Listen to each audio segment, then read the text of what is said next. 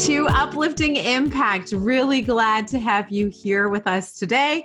We actually have an amazing guest here. We have Miss Becky Kekula, and she got so many things that she's done. So I'm going to try and summarize all the cool stuff here briefly. But one of the things that she does is she serves as the Disability Equality Index Director for Disability In that current role that she's in, she's responsible for managing the overall DEI program. She's really very passionate about making sure that disability and inclusion conversations are happening in schools, in the workplace, and basically everywhere else. She has worked in a number of industries, including marketing, entertainment, and now in the DE&I advocacy space. And she's also a prolific public speaker. It's so awesome to have you with us here today, Becky. Thank you for having me. Of course. So I wanted to start our conversation off with just talking a little bit about how you got into this work. And one of the things that you talk about, or that we talked about in our first conversation, was just what the transition felt like for you going into the work space and into corporate America. Do you mind sharing with our guests what that experience was like? Absolutely. I think it even starts with my transition into the world. I was born with dwarfism. My parents are average height, so they had no experience with dwarfism. And coming into this world with my parents equally as confused, because obviously as a newborn baby, you don't really know how to advocate for yourself. But my parents were going to work hard to research, do as much as they could to make sure I could feel included and as an equal member of society. As I continued to grow up, there were many times where people would try to prove to us that that wasn't a possibility, and my parents would put their feet down. And when I was old enough to advocate for myself, I started to see it in the younger generation, people trying to exclude them. And I always think back to the day I was born and how my parents were fortunate to find the resources they needed because they were willing to search for them. But a lot of people don't have the resources they need or the level of acceptance when they're equally as nervous because they just want a healthy newborn baby. Right. And I think that kind of led to my career path where I knew I had to work hard because I was going to have to work harder than the person next to me. There's always going to be someone who is going to be given more opportunities just because of not having any type of difference. And people tend to hire and promote and even include people more when it comes to education because it's someone that looks more like them or they think they can relate to more. I even had some friends in middle school who didn't have to take some tests because the teacher liked them a little more, or friends who got a play part in a play, even though they knew they were about to go on a family vacation. And I was like, I tried out for that play, and the best part I got was not a part that I was ever hoping for. Sure. And I grew up trying to keep up with all of my average height peers. And luckily I had the support I needed in my community. But once it came to going to college and then searching for jobs, even though I was able to get internship opportunities in college, I still struggled when it came to entering the workforce. I ended up sending out 1,000 resumes to get my first job opportunity. And even after those 1,000 resumes, I went on 100 interviews. And every time I walked in the door, I was judged based on my appearance. It was before LinkedIn, before any of the resources available now to kind of come out as someone with a disability if you choose to. I could put in my profile member of Little People of America now on LinkedIn, or even with my facial features, you may know that I have a type of dwarfism, but I didn't put it on my resume because I didn't think I needed to. And I did have internship experience and qualifications for those entry-level jobs I was applying for. Yeah. And I think during the process of the 100 interviews, one thing that I craved that I didn't get much of at all was constructive feedback. There were some days where I was interviewing 4 times a day. I was probably exhausted and a terrible interviewee by that 4th interview and probably not even well prepared. but no one was there to tell me. They may have said, oh, we just decided to hire internally, or, oh, we're going to go in a different direction with this position. But no one flat out said to me, like, we weren't going to hire you because you cannot interview. That made me think on the receiver end that the reason they weren't hiring me was because of my short stature, even though I believed I could do what was asked for in the job. And it wasn't like I was applying for these senior level jobs that I wasn't qualified for. Right.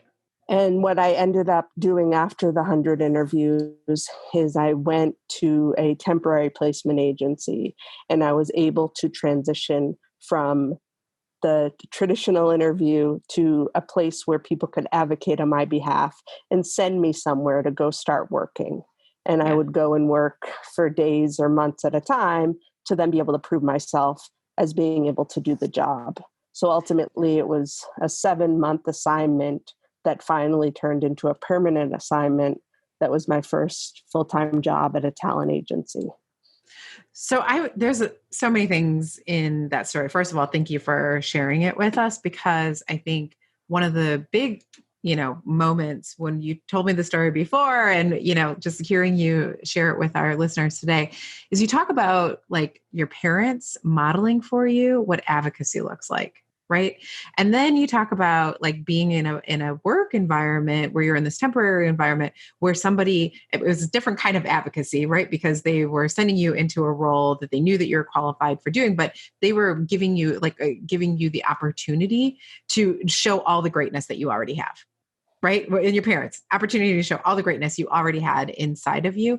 And I think a lot of times we have systems set up and structures set up that just don't allow for people to even get into the door, right? Like we are like, we have like a close sign on the door is locked, we've thrown away the key, we've got like, we do all these things. And a lot of times we don't see it. And so having somebody who can help other people see it and can bust open that door and kind of kick it for us and give until we can build our own courage is part of the process. Absolutely. Yeah. And I think a big piece is don't be afraid of mistakes you've made in the past, or if you've been having your door this closed and 10 locks on it up until this point.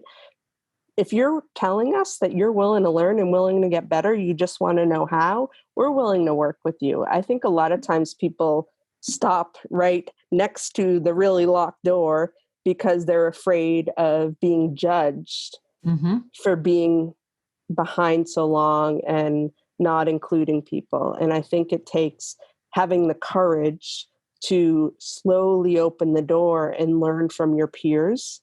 I think disability inclusion specifically is a place where all people know that they can get better in this space, all corporations. So even direct competitors are working together to try to get better and understand this community, because it's been so long since there was actual attention paid to it and people realizing that there's actually a benefit to being more inclusive of people with disabilities. But you just have to communicate that you're willing to do it in order to draw that community to you. So it's including disability and diversity and inclusion statements, making it known you're willing to make an accommodation from the job application process on your career site to when they're coming in for an interview. And if you put that out there, it's up to the candidate to then be responsible to say what accommodations they may need. And it's also up to them to be passionate about the corporation and the job that they're applying to. I think people all of a sudden assume, oh, because we're interviewing this person, we have to choose them for the job. But it's no, you want to still choose the best qualified candidate, but you want to give everyone a chance who has the qualifications to interview. Absolutely. And so one of the things that I really love about the work that you do is you help people identify ways that maybe they're not even aware of, that they're, things that they might be doing that are prohibiting people from even wanting to apply, of even putting in that application. So I'd love to hear, like, what are some of the things that organizations maybe are just not aware that they're doing, but they're doing? I think a big piece of it is even starting with that diversity and inclusion statement, when a lot of companies are just saying, we mean everyone, so they don't leave anyone out. but the community still feels left out because it's almost like a pass that you're not spelling out the groups that you're including. So you think you're covering basis just by saying that. Mm-hmm. I think it's important to specifically spell out that disability inclusion is a priority within your organization. I think one of the biggest hesitations for whether it's in any type of industry, box office numbers for trying to include actors with disabilities, corporations wanting to make sure that it's still going to help the bottom line.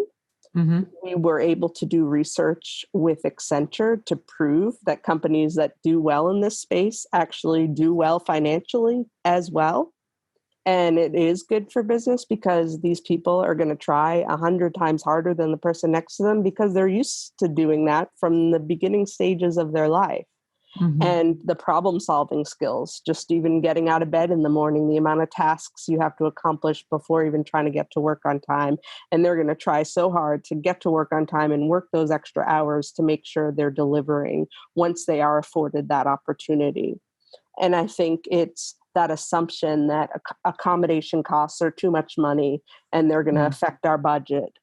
But most accommodation costs are less than $50.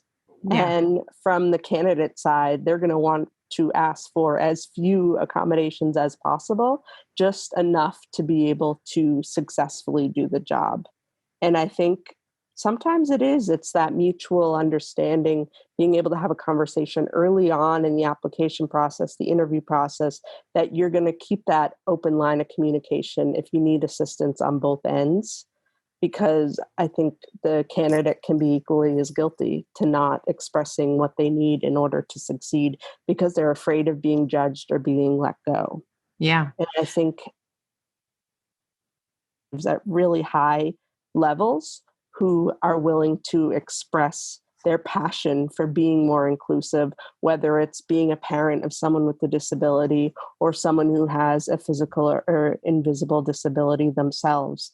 Those people who start to talk more about it make it a priority across their organization. And I think those are the leaders we need to look up to, but also encourage employees at all levels to express what they need in order to be more successful.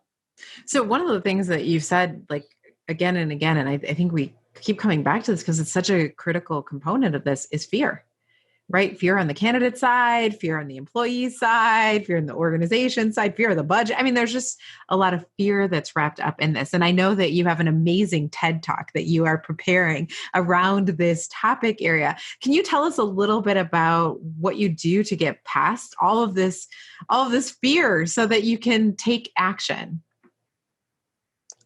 I always love just hearing from Brene Brown about just like getting in the arena, getting out there and putting yourself out there and knowing that it's okay if you fall, because you will get back up again. My father always tells me if I have a bad day one day, I can be sad for that one day, but tomorrow I better get back up again and just keep going. Absolutely. And I always think back to that because you have to just try and know that it's equally as hard for someone on the receiving end as someone with a physical disability that I can't hide. I have to constantly walk on eggshells knowing that I'm in a room with someone who may be fearful. I've even been told by people that they have a family member who has a fear of people with dwarfism. And then I have to try to be kind and overcompensate because they're fearful of my existence. And it makes it very awkward, but It's a reality. And I don't want to make people uncomfortable from my end. So then it's trying to find that even ground so we can just have a normal conversation. And I think fear is just one of those things that constantly gets in the way because it's people not willing to learn and keep an open mind. And they think that they have to go all in or not in at all. So I loved what you said before about like accommodations, that most accommodations are like $50 or less, because that is one of the biggest things that I hear from people too, is they're like, oh, I don't want to get this building changed because then we're getting out of our grandfathering, or I don't want to, do, like, they just have all these like fears that are associated with dollars. The other interesting thing that I've so the under $50, I think, please hear that, friends, right? There's ways to do this, especially now, given a lot of the technology that we have, right? To be able to make things more accessible. But the other thing is that when you think about like some of the accommodations, when people decide they're going to do this and organizations decide they're going to do this, what they find is that it's not just good for the candidate, it's good for their entire practice. Have you seen that too? Mm-hmm.